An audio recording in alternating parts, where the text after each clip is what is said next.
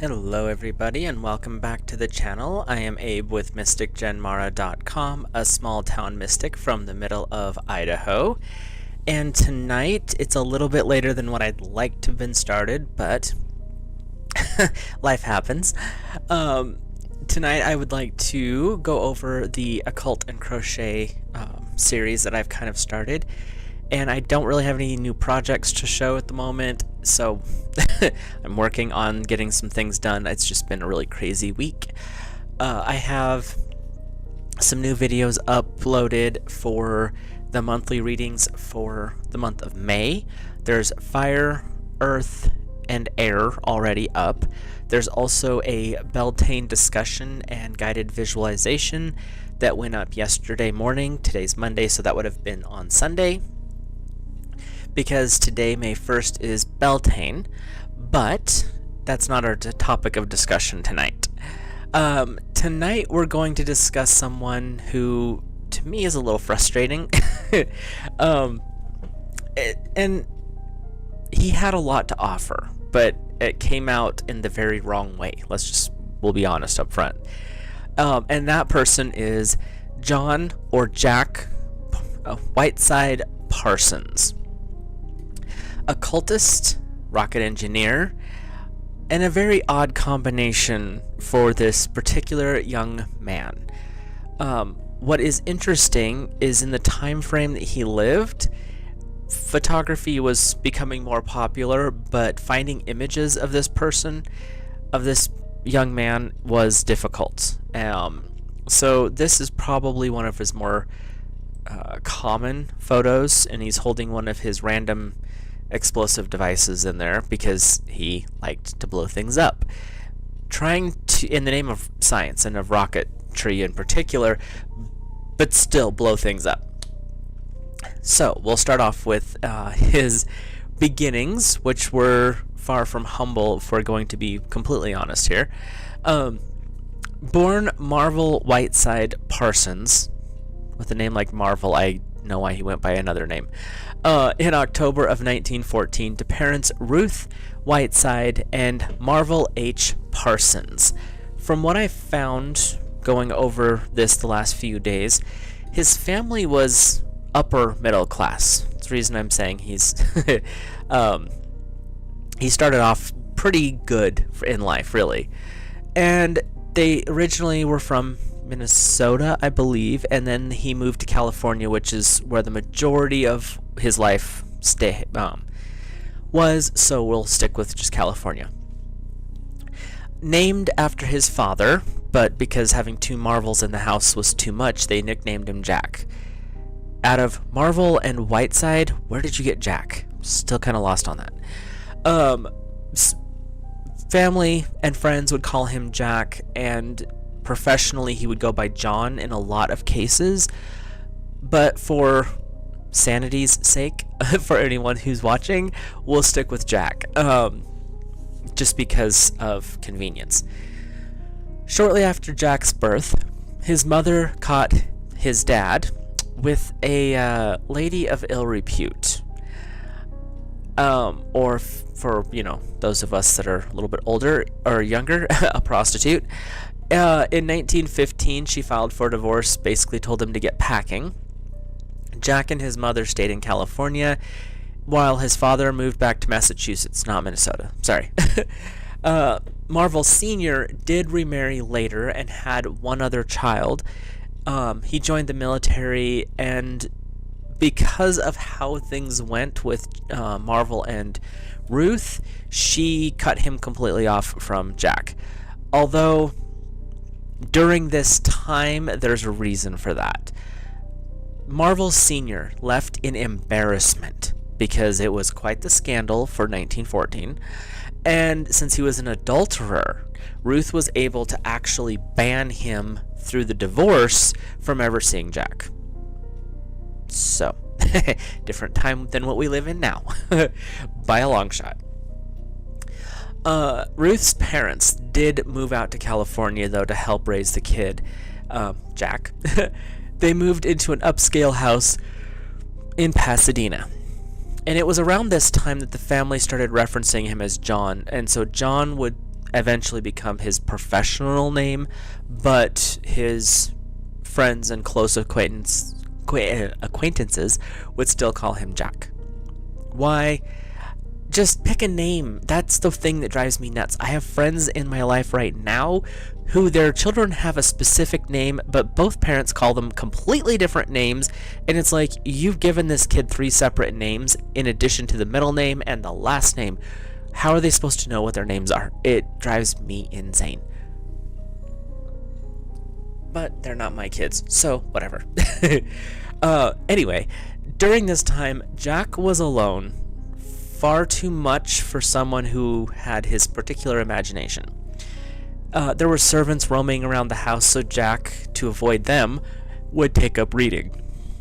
He became very interested in the myths of King Arthur and his court, the Arabian Nights, science fiction, and the ancient Greek and Roman myths. And this led to his interest in rocket science. If he would have found Hinduism, he would have really enjoyed rocket science. And this would actually become a lifelong obsession, making him fortunes and losing him fortunes. This poor kid. For rough background, I ran across him because of his association with an occultist that I personally almost want to say he's kind of a hero of mine, just because he did more than most. But what Jack did with the knowledge that he had received from this other person is why I'm not a big fan of him, to be honest with you. His scientific research is absolutely fascinating, but his occult stuff, you took it a little too far there, bud. Anyway, back to the story. By the age of 12, Jack was in junior high and not doing so great scholastically. It was said that he had dyslexia. He was bullied for being a rich kid, which he was, and effeminate. Well, the few pictures that you can find of Jack, and I'm being serious, there's only a few that I could find, he did have the pretty look. He wasn't like the typical masculine for that era.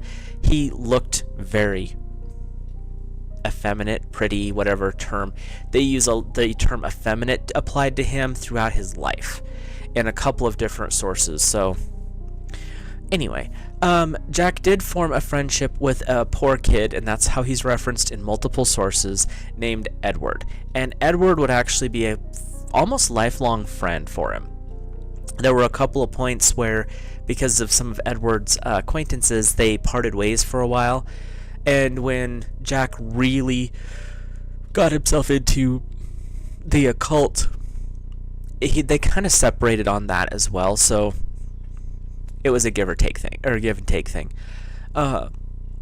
Shortly after the friendship started, though, Jack got Edward interested in rocketry, and they started to experiment. Some experiments were in a canyon close to their home. The others were in Jack's backyard, which was fairly large because of his family was fairly well-to-do. And their experiments, though, left little craters all over the backyard because of failed rocket launches. But you got servants, I guess, and that's why it wasn't a big deal. But yeah, he kind of blew up his backyard more than once.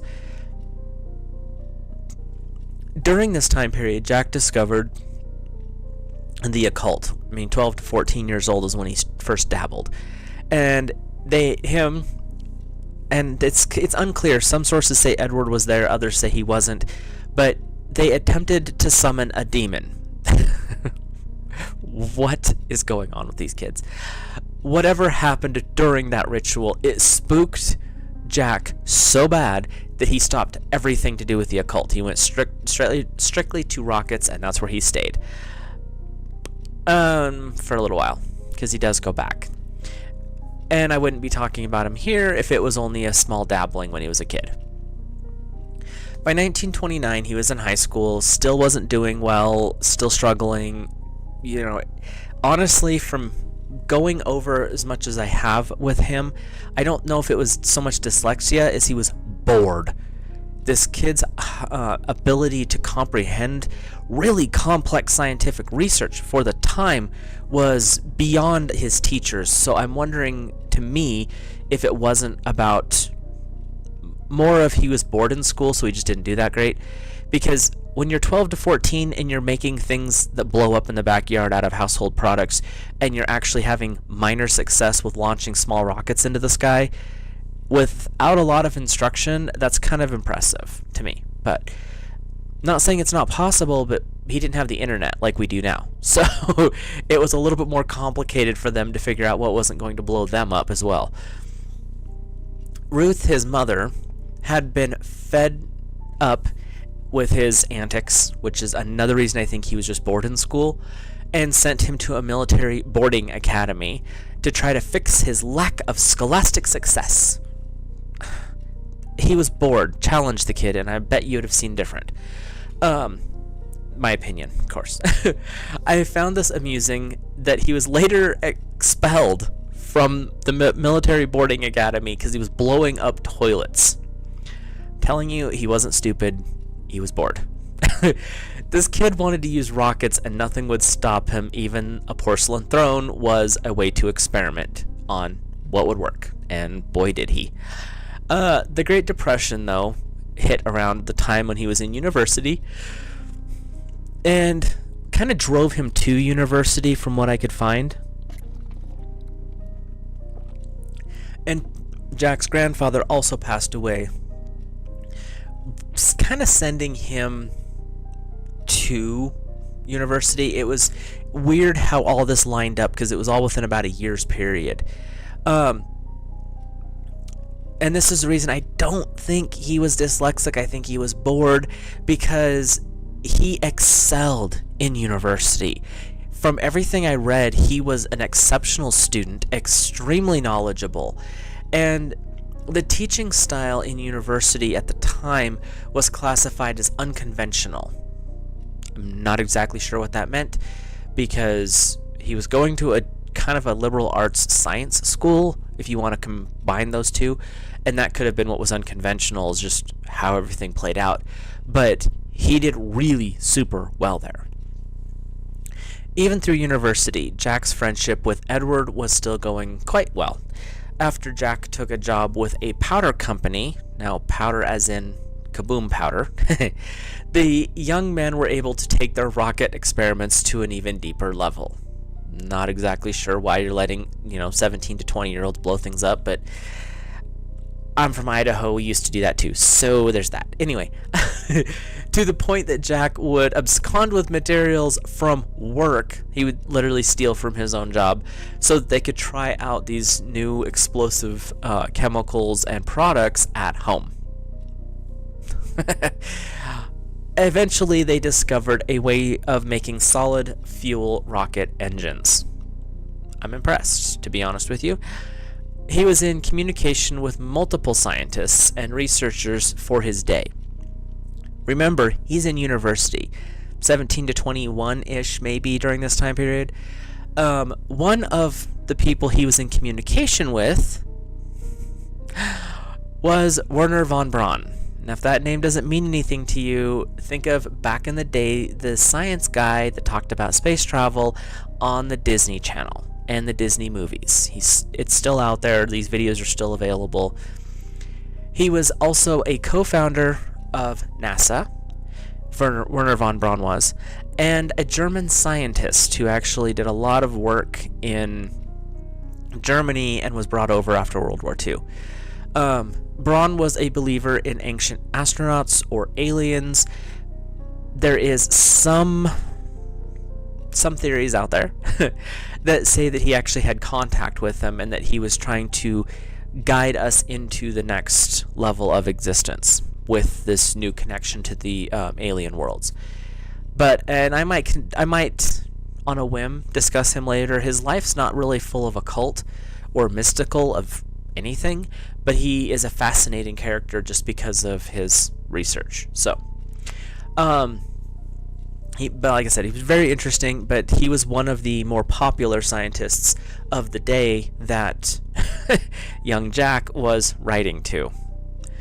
And getting responses, that was the part that was really interesting, is as he was writing to these big-time scientists and researchers, he was getting responses from them, to them, and was having a good rapport from what I could find.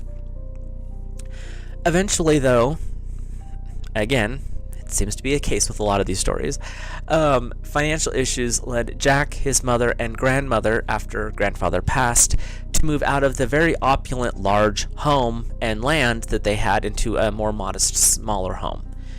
And due to this financial situation, Jack left university so that he could work full-time to help support the family, which, oddly enough, he ended up working at the same powder plant, but he started to develop chronic headaches because of his exposure to chemicals. There were some references said nitroglycerin, others said it was something worse.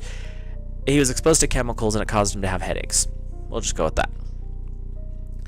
Lots of rocket focus during this time in Jack's life, though.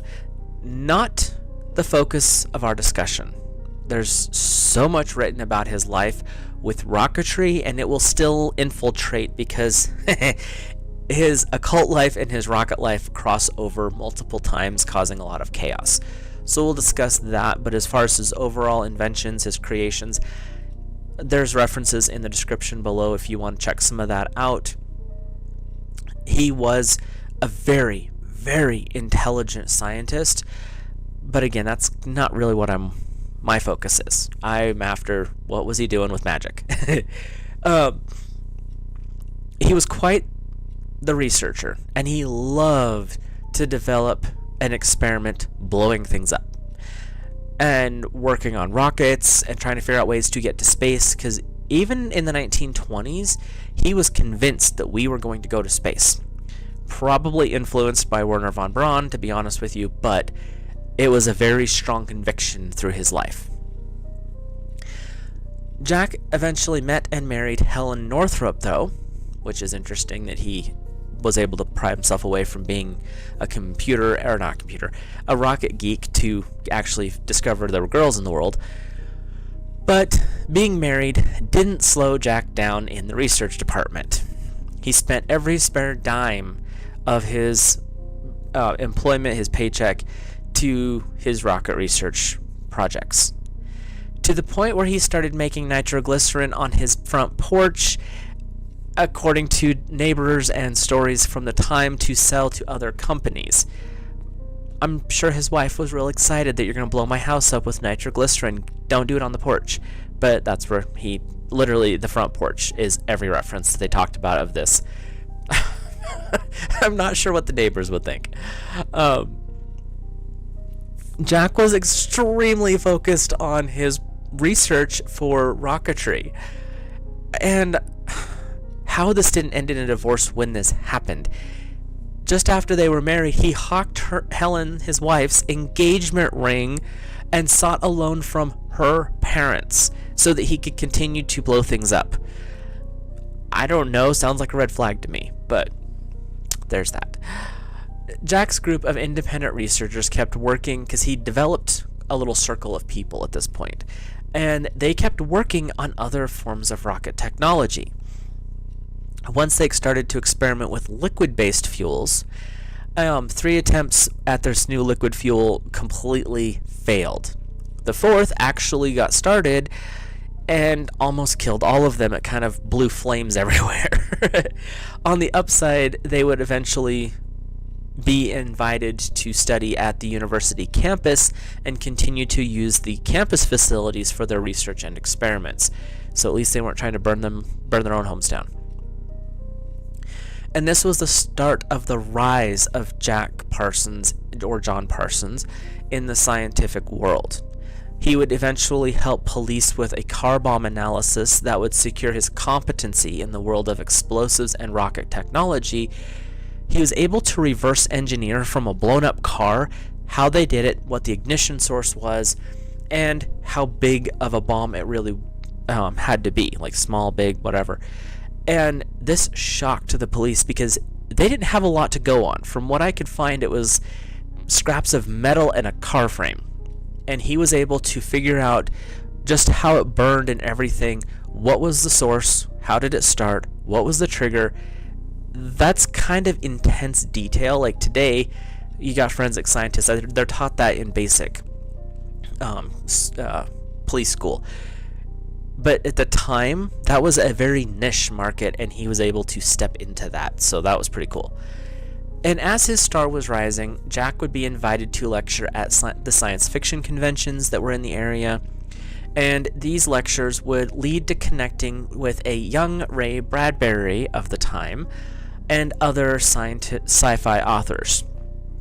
He also met several people who tried to recruit him to the American Communist Party, which I have to say this one goes in his favor.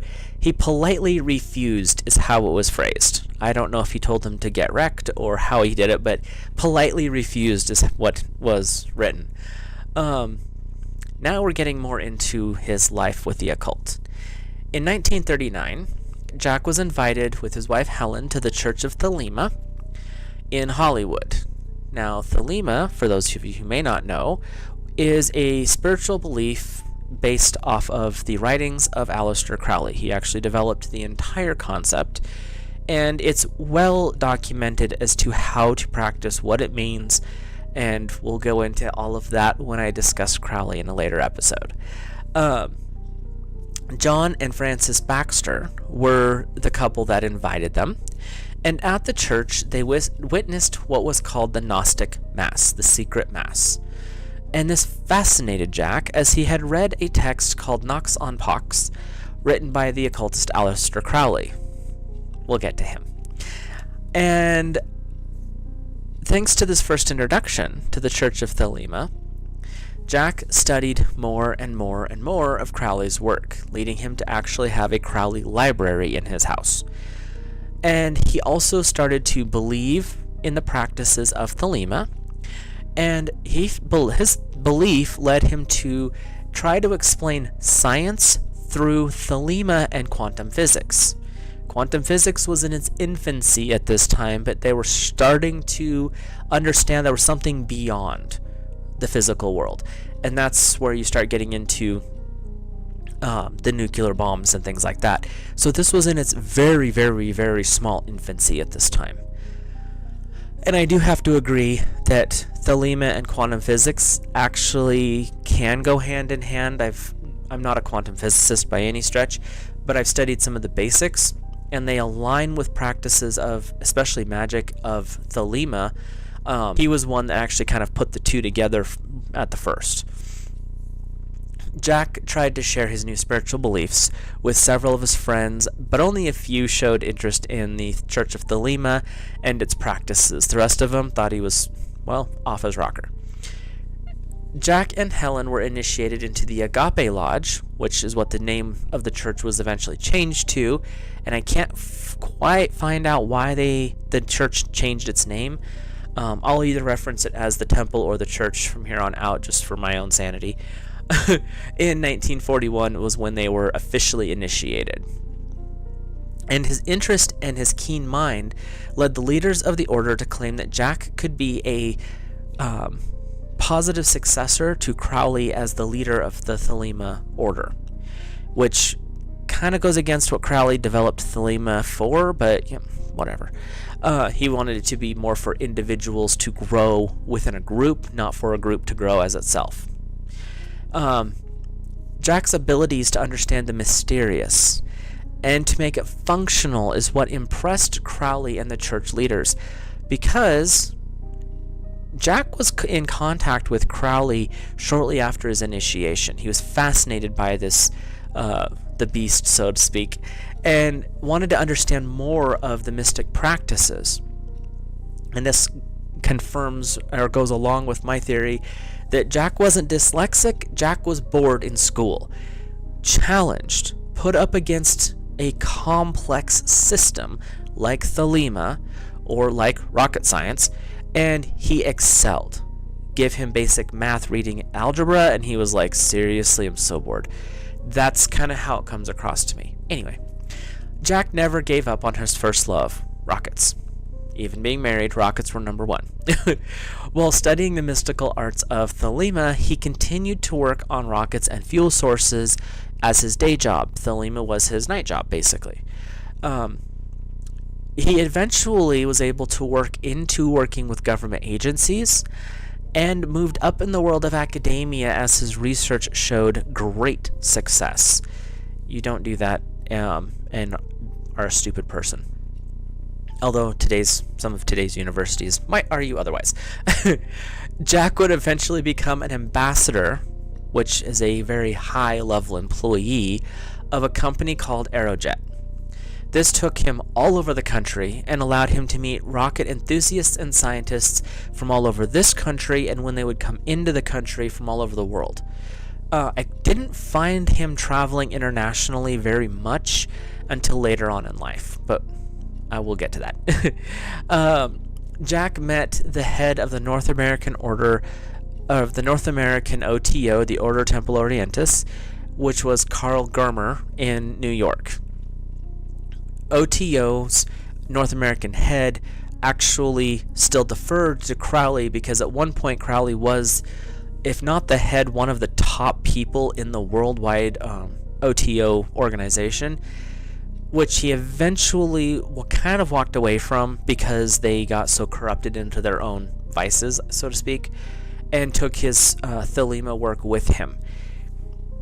There's a lot that goes on with that, and like I said, when I do Crowley, I'll probably make it a two-parter because I'm not sure if I want to go for 4 to 6 hours on just one episode because there's that much research and knowledge and reference. Crowley had a big life. But it was during this time of all this traveling, this moving around, Jack also met sci-fi author Robert A. Heinlein. I really like, and I always say Heinlein, it could be Heinlein. I like his work. And he ended up having a lot of connections to the sci-fi novel fiction world, which becomes important here in a little bit. In 1941, Jack began an affair with his wife's younger sister, Sarah. Seriously.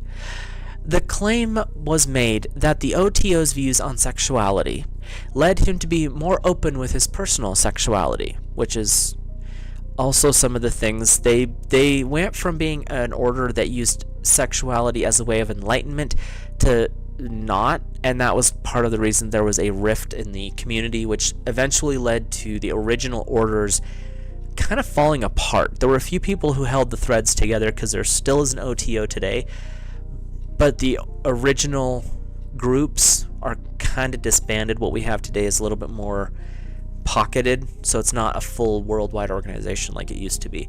I think it's coming back. I haven't looked at it recently, but I know 20 years ago, it was still very fractured. Helen was shocked. Obviously, her husband sleeping with her younger sister, who, by the way, was 17 at the time, and in California it meant she was underage, but also moved to take another partner. Well, if you're going to do it, then so am I, was kind of her attitude. And during this time of experimentation, Jack became the apparent head. He wasn't officially, he was just kind of, he was pushed into the position of the Agape Lodge. The two couples, Jack and Sarah, Helen, and I can't remember, and I didn't put it down because he wasn't that important. He kind of passed through this period. The other two couples moved into a larger house and moved the temple from where it was into their house as well. Yeah, this is going to go well. The house was on around 25 acres, which allowed the temple to raise their own cows for food and blood rituals. Special. Well, I guess if you're going to do blood rituals, this would be the best way to do it. At least it's not humans. It was during this time that Jack's rocket passion kind of slipped to a secondary passion, which was weird to me. He dedicated his life to the lodge. Still worked, but that was not his focus anymore. He didn't bring his work home like, making nitroglycerin on the front porch. And gave a significant portion of his paychecks at the time, which were significant, to the OTO, and sent donations frequently to Crowley himself to support Crowley's work. Crowley did a lot on patronage, even though he had a lot of funding that came from random places. We won't go into that. Jack was in scandals. You don't do what he was doing between rocket science and occult and not end up in at least one or two scandals. Accusations of rape and abuse were made within the temple, but after local police conducted what they would call a thorough investigation, that's all I could find, the accusations were pretty much deemed false and thrown out. And he was off to his occult life with fervor at that point. It almost came across like he knew he might have been doing some questionable stuff. When it all fell apart, he was like, woohoo, and kept going. Yeah, like I said, he had a lot to offer, and kind of his own demons got in the way. Jack had been very fond of the drink and the green smoke, puff, puff, pass, but eventually started to use harder drugs. And there's a lot that goes into this that was very, very bad. You don't want to mix hardcore magical practices like this with things like hallucinogens, cocaine, opiates. All bad. Just don't do this. And he started doing these, which were, some of them were illegal at the time, just after an investigation. Yeah, not thinking so great. Our dear Jack was not. Jack almost left the order after conflict around the former head of the temple. He believed that Crowley should keep him there. Crowley's like, get wrecked, I don't want this guy in. He needs to go because the fracture within the OTO was beginning at this point. And the former head wanted to take it more into drugs and sex. Crowley was like, dude, spiritual, stick to the plan, stick to what you were good at. And so there were some issues there. Jack actually did stay in the temple because Crowley was able to lure him back. Crowley's letters, the few of them that I've read a lot of his written work, but his letters, he was very almost hypnotic in the written word, which was kind of weird to me, but that's when you read his stuff, there's almost like a cadence to it, like poetry, but it's not written poetry. So it doesn't surprise me that just via a letter, Crowley could get Jack back into the lodge and keep him there. World War II was starting to go on during this time, and Jack's employer, Aerojet, received a very large boost in money from government contracts, totaling in or around $3 million of their money, which, due to inflation, was huge amounts more today.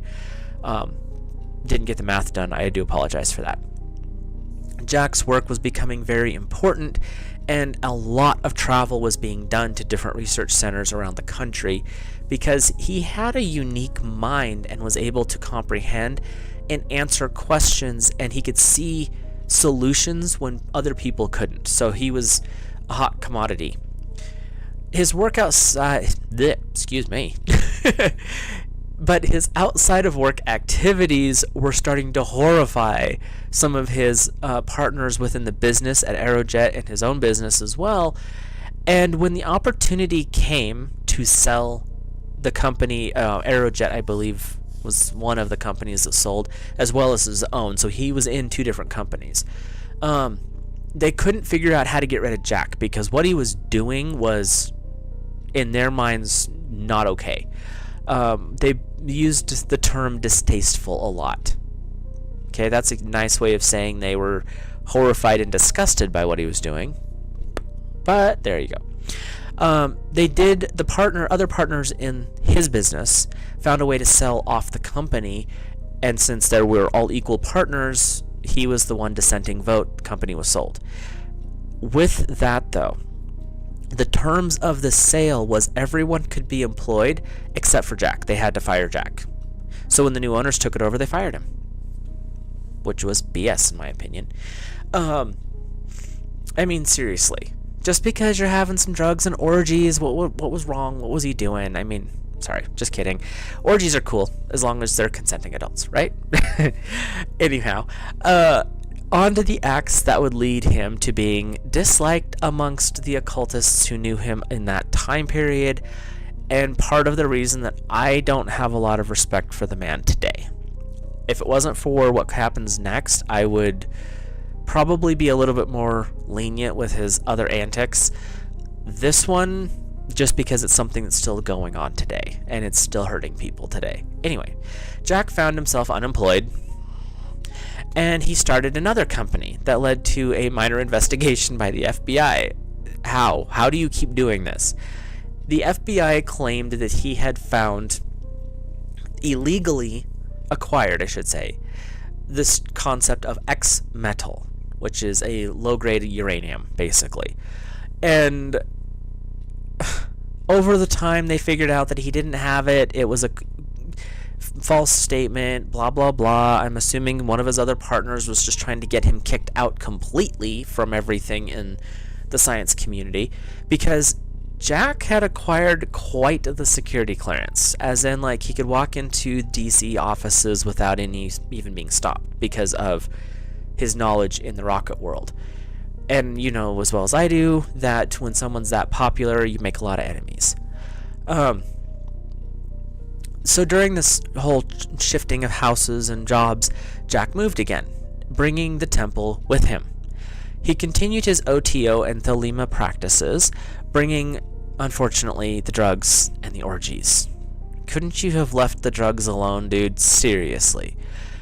During this time, he started to rent rooms to bohemian types, because you gotta make a couple extra bucks somehow. You just lost your entire cash cow, so gotta do something. And he only wanted to rent rooms to the bohemian types. The artists, the musicians, the spiritual people. That was his jive. His kind of motto at the time was, no mundanes allowed, dude. Like, yeah, it was special. Jack should have been a bit more discerning with his renters, though. And this is where I start to lose respect. Not that I had a lot. Some of his decisions weren't that great. But through this is where I just... You want to slap him. You want to take and shake him. Like, what were you thinking? But his crystal ball wasn't working, apparently. It was at this time in the mid to late 1940s, I believe it was 1945, when this particular person came to live there. An author, a writer of science fiction, a U.S. Navy officer out of the military. This author became infamous after this encounter with Jack. Some people still like him, not me. They became friends, and this friendship led to one of the more dangerous and questionable groups in the modern era. Yep, the group's still around. A group that has not done really anything of note, has not done anything good that I have been able to find, or anyone else that I know, but has harmed people with brainwashing and weird beliefs.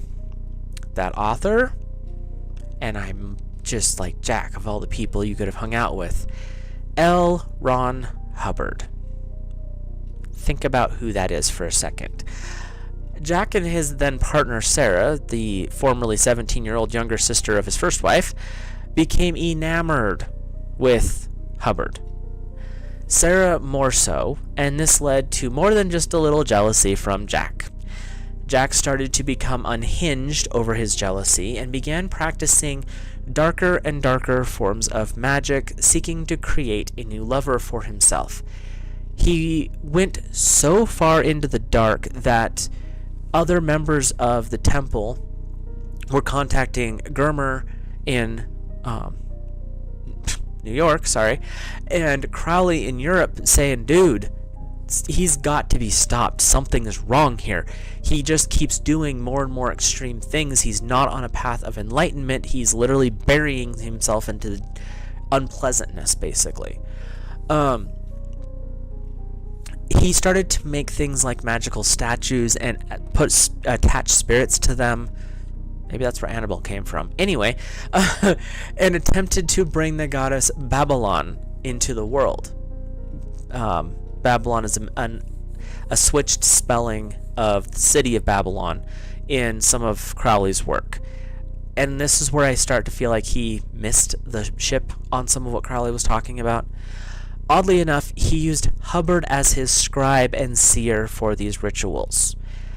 The ritual that he was using, that he had created himself, this was not Crowley's work. This was inspired by something that Crowley had been working on. But young Jack, not the super smart, really dumb move right here. He started to use, and I will not go into it just because I don't want people Googling what some of this stuff is, because it's not not smart. Let's just go there. He started using extremely dangerous methods and abusing powerful magical instruments that, in my opinion, was completely idiotic in its basic form, and at the level he took it to, dude, you should have been tied up in chains. Anyway, there are certain things in the world, whether you want to believe in magic, the occult, or religion, there are things on this planet that are extremely dangerous, extremely powerful by their nature. And this dingbat was using them in a way that was extremely inappropriate. And the fact that he didn't have more problems at this time surprises me, to be honest with you. Jack completed his ritual. Took him several weeks, if not months. There's not an exact time on how long it took him to complete this ritual, but it came to a really anticlimactic end. He drug L. Ron Hubbard out into the desert and finished his little ritual, came back home, and there was a woman, Marjorie Cameron, waiting for him. That's literally what it says. They went out to the desert, continued to perform this ritual. Oh, and he was pretty much like, okay, we're done, and went home. Okay. And Marjorie, and that's how we'll talk about her, was an artist and former Navy officer. She was attached to a group called WAVE, and I didn't look that up. She's not the focus of the story. She just happens to be a side character. This led Jack to believe that this was the woman that he was waiting for. This was his Scarlet Woman, his elemental inspiration. And so he started to practice another form of magic, sex magic, with her. He claimed, and so did she later in interviews, that what he was doing with the ritual aspect of it, the mystic part of it, was without her knowledge.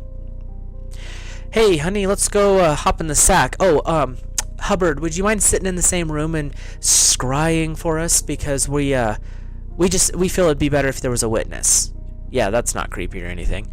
Marjorie claimed she had no knowledge. I question this because but later, after they'd started, she admitted to seeing a UFO after some of these rituals had occurred. Yeah, you didn't know anything, did ya? Jack also believed, along with Hubbard, of course he would, that this was a way to bring in the special child, the Messiah of Thelema. Again, didn't understand what Crowley wrote. I've read the Crowley rituals. What this guy's doing is wrong on so many levels. He was trying to bastardize a concept that Crowley had come up with and was trying to use it in an unknown and possibly dangerous way. Crowley had a specific methodology for what he was trying to do with Thelema. He was trying to basically bring truth to the world, but there was a lot more to it than what young Jack was doing. Jack got hooked on something, and I'm assuming that Hubbard was a supporter of it, because there were references to Crowley that Hubbard was the perfect Thelemite, but he'd never practiced magic a day in his life. His knowledge of mysticism was like beyond comprehension and all this other nonsense. Yeah, I'm gonna say that Hubbard was not doing the greatest thing in the world. He was looking for access to probably Crowley, if not other occultists, and he found that access point through Jack Parsons. I don't agree with what happened, but Jack was so obsessed with his practices and kind of missed the boat on the fact that this was not a good decision to have Hubbard around. Crowley heard about what Parsons was doing, what Jack was doing with this ritual, and was frantic that these idiots were playing with powers beyond their comprehension. Crowley had been studying mysticism since he was 18, deeply studying. At this time, he was in his late 50s. I'm sure he was beside himself, like, yeah, you can't just go toying with some of this stuff like Jack was doing. Jack was very, very stupid for what he was doing at this time. Not something you want to do, because if someone like Crowley is like, what you're doing is dangerous or stupid, quit, you really need to really think some things that are going on in your life, because Crowley did a lot and experimented in ways that even today occultists aren't sure if they would want to do. And this ding dong was pushing Crowley like, dude, you shouldn't be doing this. So obviously there's some risks of what was going on here. Jack thought, of course he did, that he'd been successful for some reason and sold his house. It's never really said why he sold his house. This guy has more than one screw loose. I again think that Hubbard was behind this, just because it's really random. Oh, look, you've had success. You're going to be the father of the new Messiah. Sell your house. What? This was also the time when things started to go downhill for Jack, and there wasn't really a recovery phase at this point. After selling the house, Jack became business partners with Hubbard and made a plan that ended up with Hubbard leaving with Sarah. Jack was going to do a plan where they'd go to the Orient, they'd get some more knowledge from the mystics there, and kind of that type of thing. Jack invested a significant portion of his house sales, around $20,000, which at that time was massive, into this new business that he was doing with Hubbard. Well, Hubbard and Sarah decided they were going to steal $10,000 and disappear across the country. I can't even with that, man. I just... Jack was just going to let it go and drop both of them. But when he discovered the $10,000 was missing, that was kind of his last straw. He literally chased them across the country, and he eventually used a ritual that he turned it into a dark curse. I know the ritual. What the hell were you thinking, Jack? And he sent a curse after them, causing them to return. Oddly enough, it worked. Anyway, after they came back, he only recovered just under $3,000 from Hubbard, because little secret that Hubbard found out and Sarah used to her favor. Again, let's go back to when he met Sarah. It was his first wife's younger sister. When they first slept together, Sarah was 17, which meant that all she had to do was say her real age to the judge, and Jack would go to jail for statutory rape. So yeah, after $3,000, Jack kind of walked away from the whole situation, but did get the judge to dissolve the business, so it's gone, and he was free of Hubbard at this time for a minute. Hubbard, oddly enough, ran off with Sarah, and she would eventually become his unofficial second wife. Yep, when Hubbard moved into Jack's house, he was already married and then started sleeping with Jack's wife, girlfriend, whatever. For those of you that don't know, Hubbard used this information that he gained and twisted from Jack to develop his new religion based on the book that he wrote from the time that he spent there, called Dianetics. If you've never heard of it, the religion is called Scientology. Cult.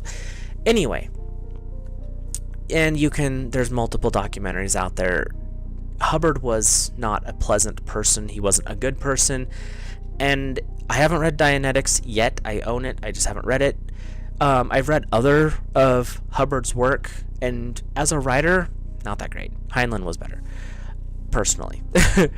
Hubbard had some ridiculous claims that he was sent as an undercover spy to stop Jack's occult practices, and that his religion was pure, and that he saved Sarah from the depravity of Jack.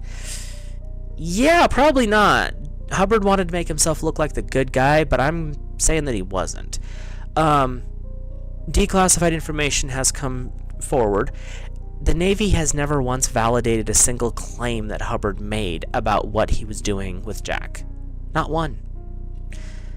He was a sci-fi author, a writer of fiction, so you make the decision what was really going on. Did the military really send friggin' ding-dong fake writer into a mystic's home to try to discover what was going on and save one innocent girl? Seriously. Sarah disappears shortly thereafter this. and no one really knows what happens. I mean, I'm sure if I wanted to dig deep enough, I might find some ancestry, but she fell out of light once she was away from Jack. Simple enough. Move ahead here.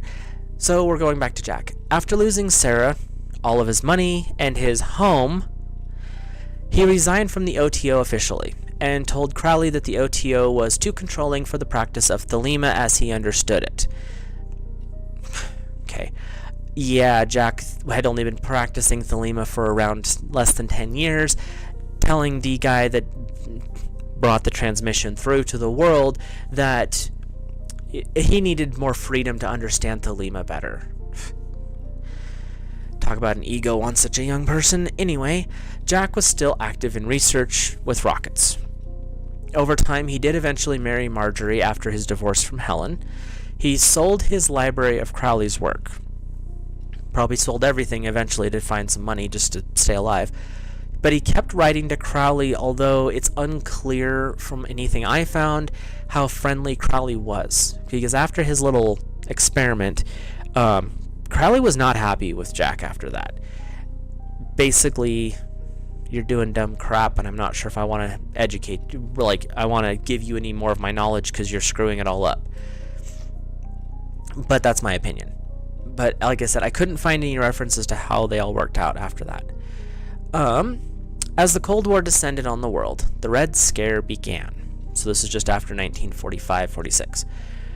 Jack was stripped of his security clearance because of his extracurricular activities were viewed as subversive or sexually deviant, or both. He also was seen as a threat. He had a lot of things not going in his favor during this time because he had friends who were Marxist communists. Remember the sci-fi conventions he went to? And being a member of the extremely questionable for its day ACLU. And people are still wanting to be a part of that today. So at the time, the ACLU did a couple of good things, but they were also tied to some very questionable as far as borderline traitorous groups at that time. So yeah, having that as part of your association wasn't a good thing if you were working for the government with high-level security clearance to military bases, which Jack had at that time. But he lost it. He lost everything when he lost that security clearance. He started making bootleg nitroglycerin again in his back room, this time not in his front porch. His day job was a mechanic. He's extremely smart, knew what he was doing under a hood. He and Marjorie separated during this time period. No money, no fun. And Jack decided that the occult was more his style anyway, so he went back to his practices. And he started up another sex magic ritual set, trying to bring in the Antichrist. Didn't learn the first time, did you? He claimed that he was successful and that the Antichrist would come within 9 years. This is like 1946. And he wrote about this in success in 2 different books, not the ones linked below, mainly because I don't feel like he was onto anything. I would like to read those books before I recommend them, so yeah. He claimed that this new belief system would supersede all other Abrahamic religions, Islam, Judaism, and Christianity, in 9 years from when he did that. So think mid-50s was when the Antichrist was supposed to return in his glory from the ritual that Jack did. Be interesting to see what some of these spiritual leaders today we have were born in the 50s. Just saying. Some people from the now defunct OTO tried to get him to join them and restart the practice and restart the temple, but he politely declined. And during this time, there's not a lot that's said about Jack for this 3 or 4 year period here. It is said that Hubbard did reach out to him and offer to send Sarah back to him, which, from what I understand, he refused. Marjorie did return home, fought with Jack, she left again, and Jack responded by filing divorce papers. Like, if you don't want to be here, fine, but we're not doing this being connected thing anymore. Jack, though, and this was like one of the few good things that happened as his decline was going like straight down. He did get to testify to a closed-door hearing about the process of Thelema, because some of the government people were like, was it really that bad? We should probably, investigate this ourselves and not just take the word of his former co-workers who hated him so much that they tried to destroy him. And this actually led to his clearance being reinstated. When they sat down with him and discussed it, they found out that Thelema wasn't like a bad thing. Shock. It was shown that he personally wasn't a communist. Another good thing. And that this led to him receiving a new contract and new security clearance to work with rocket research again for the government. But this guy couldn't catch a break. A lot of it was you make bad decisions. Jack ended up being investigated again by the FBI, and one thing led to another, and his ban on research was put back into place in 1952. Lost it all again. Jack was determined to keep working and started a new business working on special effects for Hollywood, smoke screens, pyrotechnics, things like that. And it's unclear from what I could find that he was super successful. He made a living, but was he making money like he was before? Doesn't look like it. He kept some of his occult practices going and started to teach a simplified version of Thelema to people for a fee. He called this his new witchcraft. Just so we're clear, Thelema and witchcraft have nothing to do with each other in their pure form. What he was doing, again, don't mess with things you don't understand. And that goes for any form of the occult. Jack and Marjorie would reconcile, and they were planning a trip to Mexico right around this 1952 period. In early 1952 is when he finally got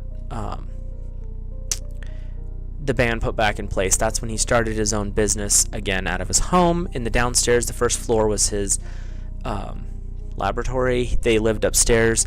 He was renting rooms again. Just how things went.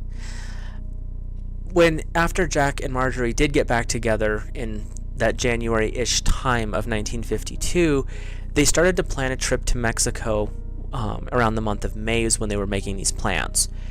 And they were getting closer to the date to leave. Plans were being tied up a little bit better, and this goes into the month of June. They're still getting everything kind of straightened up. They want to make this trip. They wanted to make sure they have all the, visas and passports and money and bills are paid at home, things like that. And Jack got a rush order for pyrotechnics to a Hollywood studio. This is the official story. He started to whip up the explosives, and everyone upstairs said the entire downstairs exploded. On June 17th, 1952, Jack Parsons blew himself up. Boom. He survived a short time, but would pass away the same day, about an hour after the explosion occurred. Rumors run rampant during the newspapers at this time. Today, we still don't know exactly how he died, but he died. Was it an accident? Which is what one theory was, that he was mixing the wrong chemical, dropped it, and kaboom. Was it suicide? There was a lot of references after losing everything. Just because Marjorie came back didn't stop the fact that he lost all his contracts and lost the OTO and on and on and on and on and on. Was it suicide? That was another huge theory at the time. Was he making another magical tool? That was one theory that a lot of the occultists were saying, is that he was playing with things that he shouldn't have and blew himself up. Which doesn't quite how that form of magic works, but, who knows. Was it murder by one of his many enemies? Because he had a couple of them, including government officials. And by a couple, I mean, half the country, government-wise. It was still unknown. Even today, we don't exactly know why. We know he blew himself up. We knew some of the chemicals that were involved, but he was building pyrotechnics. There were a lot of chemicals involved. What led to the chemicals going off was the question. But it kind of was an anticlimactic end to his life. Again, John Parsons, had an amazing mind. His research in rocketry, his contributions to science of the time led to a lot of things that we have today. His connections to really important people of the day. I mean, Crowley wasn't to a lot of people important, but he was quite the figurehead. Werner von Braun, Robert Heinlein, Hubbard, all of these different writers and science people and researchers. He helped develop a lot. From what I understand, he actually made multiple patents that are still being used today for different propulsion systems and basics for future development. He was a rather amazing person, really. He just had made some really poor decisions, Hubbard, and really needed to pick his friends better in certain cases. But what do you guys think of him? Was he a mad scientist? Was he a horrible occultist? Was he, like, what do you think of who he was? Let me know in the comment section below if you have any questions or comments, or you have someone that you'd like me to look over later and discuss. I have a huge list, but let me know what you guys think, and I will add that to my ever-growing list of people.